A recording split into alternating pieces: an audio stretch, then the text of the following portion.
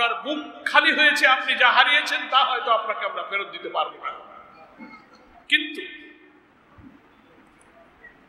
একথা আপনি বিশ্বাস রাখবেন হৃদয়কে প্রশান্ত করার জন্য। আপনার মনকে আর কোনো মানুষের কথা আপনার মনকে প্রশান্ত করতে পারবে না, সান্ত্বনা দিতে পারবে না। একটা বুঝ, একটা বিশ্বাস আপনাকে করতে হবে, আমাকেও করতে হবে যে মহান আল্লাহ তাআলা আপনার স্বামী, সন্তান, আপনার ভাই, আপনার পিতাকে যিনি দুনিয়া থেকে ওই দিন বিদায় নিয়ে গেছেন, তাকে ওই আল্লাহ তাআলাই সৃষ্টি করেছিলেন এবং জন্মের সাথে সাথে তার মৃত্যুর সময় ওই আল্লাহ নির্ধারিত করে রেখেছেন। এটার নামই হচ্ছে ঈমান, এটার নাম হচ্ছে তাকদীর, এটার নাম হচ্ছে তাওয়াক্কুল। আল্লাহ তাআলা কোরআন মাজিদে বলেছেন, ওমা কানা লিনাফসিন আন তামুতা ইল্লা বিইজনিল্লাহি কিতাবাম মুআজ্জাল। কোন প্রাণীর মৃত্যু হবে না ওই নির্দিষ্ট সময়টা না আসা পর্যন্ত, যতক্ষণ আল্লাহ তাআলা যেটা নির্দিষ্ট করে রেখেছে। তা আমরা সবাই মুসলিম, আমার মা বোনেরা, পিতারা, ভাইয়েরা, স্বজনের জন্য আপনি যারা চোখের পানি ফেললেন, আমরা সবাই মুসলিম। আমরা আল্লাহর এই সিদ্ধান্তে ঈমান রেখেছি। সূরা মুলকের প্রথম দিকে আল্লাহ তাআলা বলেছেন, আল্লাযী খালাকাল মাউতা ওয়াল হায়াতা লিয়াবলুয়াকুম আইয়ুকুম আহসানু আমালা। মৃত্যু এবং জন্ম দুটি আল্লাহ তাআলা সৃষ্টি করে স্থির করে রেখেছেন, একটাই উদ্দেশ্য যে সংক্ষিপ্ত হায়াতের মধ্যে 30, 40, 50, 60, 70, 80 বছরের একটা সংক্ষিপ্ত জীবনে সব জন্ম আর মৃত্যু স্থির আল্লাহ সৃষ্টি করেছেন। সময় নির্দিষ্ট করে একটা পরীক্ষার জন্য আল্লাহ আমাকে এখানে পাঠিয়েছেন। কি পরীক্ষা? লিয়াবলুয়াকুম আইয়ুকুম আহসানু আমালা। চরিত্র, আমল, কাজ, আখলাকের দিক থেকে এই পৃথিবীর পরীক্ষা নিরীক্ষার মধ্যে কে শ্রেষ্ঠ প্রমাণিত হতে পারে সেই পরীক্ষা দেওয়ার জন্য আল্লাহ তাআলা আমাদেরকে এখানে পাঠিয়েছেন। ফলে আপনার সন্তান, আপনার স্বামী, আপনার ভাই ঈমানের এই পরীক্ষায় উত্তীর্ণ হয়ে সবচেয়ে শ্রেষ্ঠ মরণ, শাহাদাতের মরণের সৌভাগ্য সে অর্জন করেছে। ঈমানের পরীক্ষায় সে উত্তীর্ণ হয়েছে। ফলে আপনার আফসোসের কিছু নেই। একথা ঠিক, স্বজন হারালে যার মুখ খালি হয়ে যায়, যার যায় সেই বোঝে তার কি জ্বালা। মানুষের কথায় তার হৃদয় তৃপ্তি হয় না, কিন্তু আল্লাহ তাআলা তাকে আবার সবর দেন। এই 20, 50, 60 বছরের মায়ার জালে আল্লাহ আমাদেরকে আটকে রেখেই পরীক্ষা করেছেন। আপনি যদি একটু পরীক্ষায় সবর করেন যে না, আমার স্বামী, আমার ভাই, আমার সন্তান হক এবং ন্যায়ের পক্ষে লড়াই করতে গিয়ে জীবন দিয়েছে, এই বিশ্বাস আপনি রাখবেন। সে তো নিজের কোনো স্বার্থে আসেনি, তার জমি জমা, সহায় সম্পদ, ব্যক্তিগত স্বার্থ, কোনো অপকর্মের জন্য সে জীবন দেয়নি। সে জীবন দিয়েছে একটি ফ্যাসিবাদী, অত্যাচারী, জালেম শাসকের বিরুদ্ধে সংগ্রামে সে জীবন দিয়েছে। আল্লাহ রাসূল সাল্লাল্লাহু আলাইহি ওয়াসাল্লাম হাদিসের মধ্যে বলেছেন,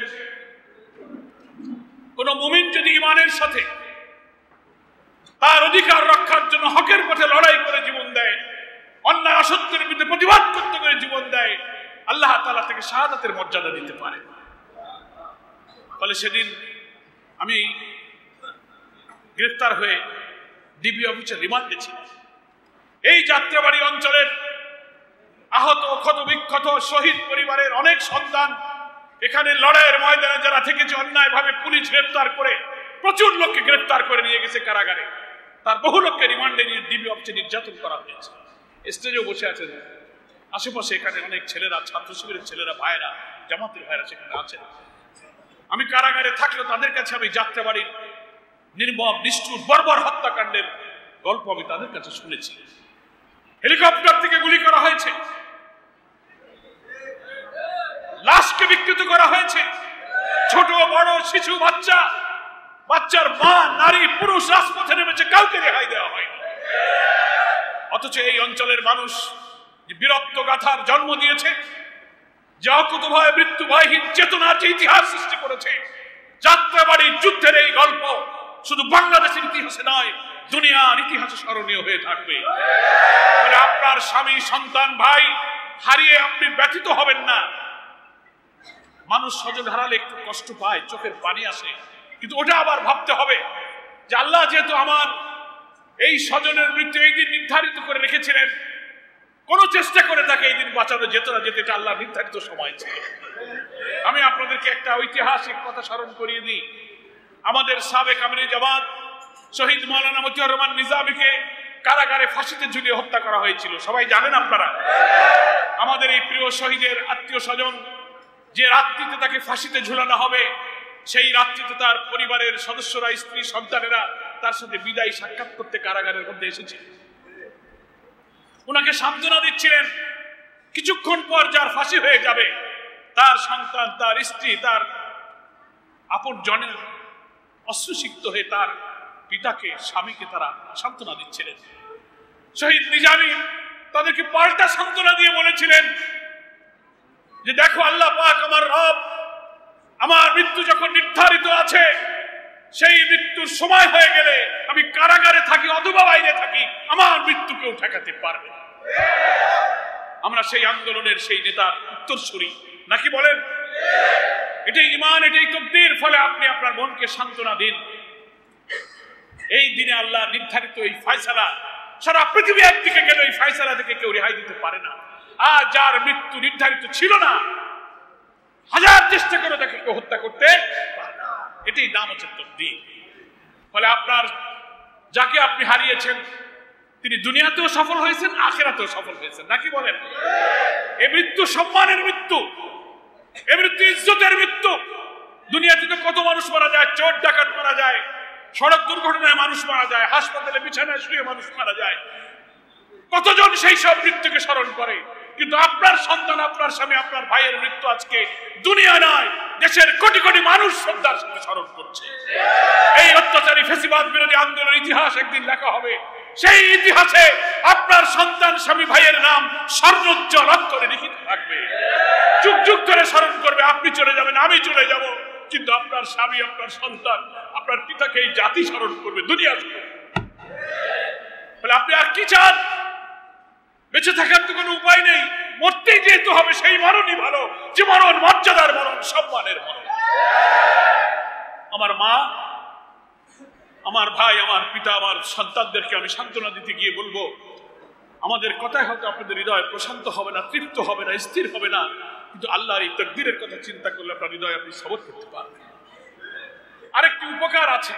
আল্লাহ রাসূল আরেকটি হাদিসে বলেছেন, কোন আপনজনের মৃত্যুর পর সে যদি আহাজারি করে ছটফট না করে, আল্লাহর এই সিদ্ধান্তে অসন্তুষ্ট না হয়ে আল্লাহর ফয়সালায় খুশি হয়ে আলহামদুলিল্লাহ বলে, আল্লাহ রাসূল বলেছেন জান্নাতের মধ্যে ওই সবরকারী জন্য একটা ঘর নির্মাণ করা হবে, তার নাম হবে বাইতুল হামদ।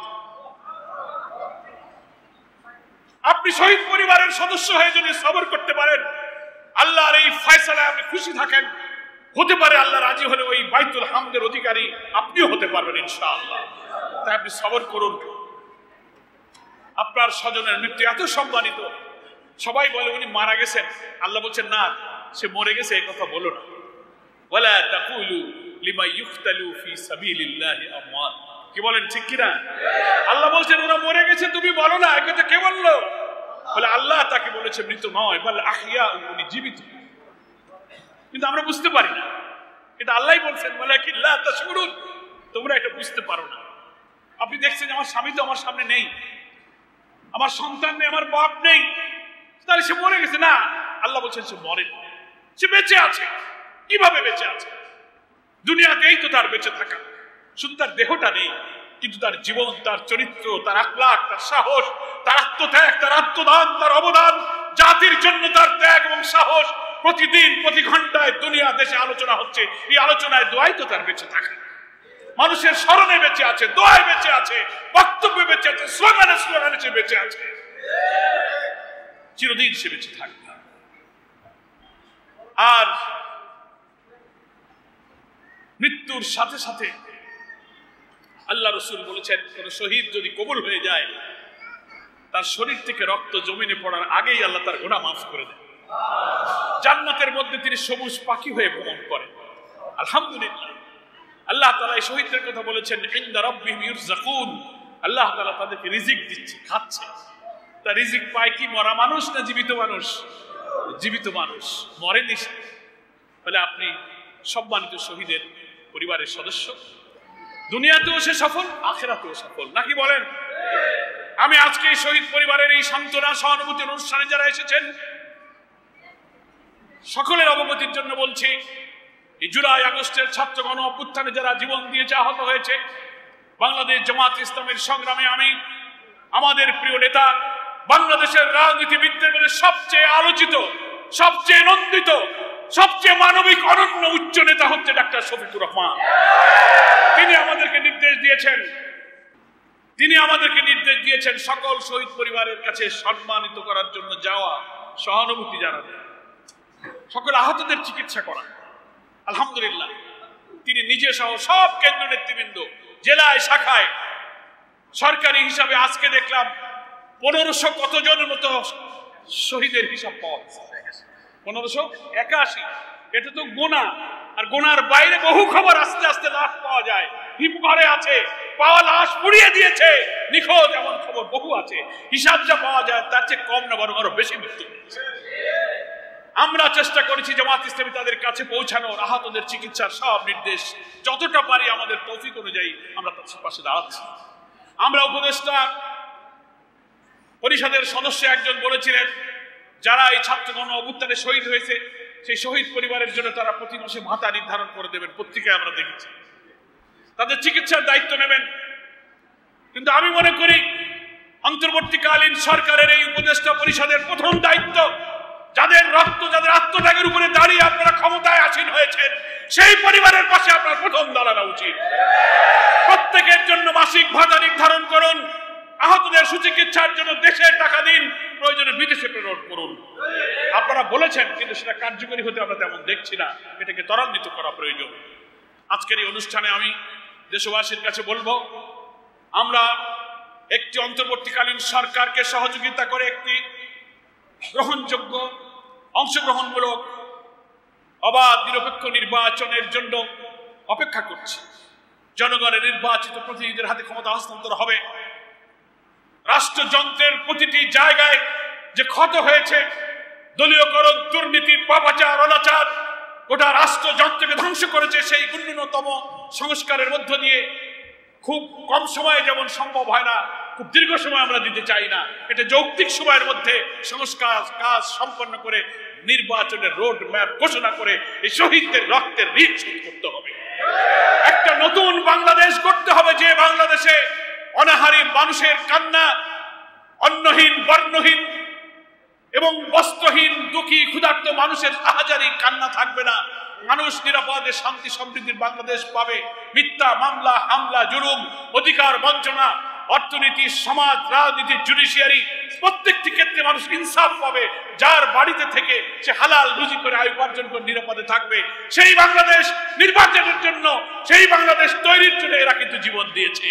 ফলে সেই বাংলাদেশ নির্মাণের জন্য, সেই বাংলাদেশ তৈরির জন্য, নতুন বাংলাদেশের জন্য আপনারা অবিলম্বে জাতীয় নির্বাচনের পরিবেশ সৃষ্টি করুন।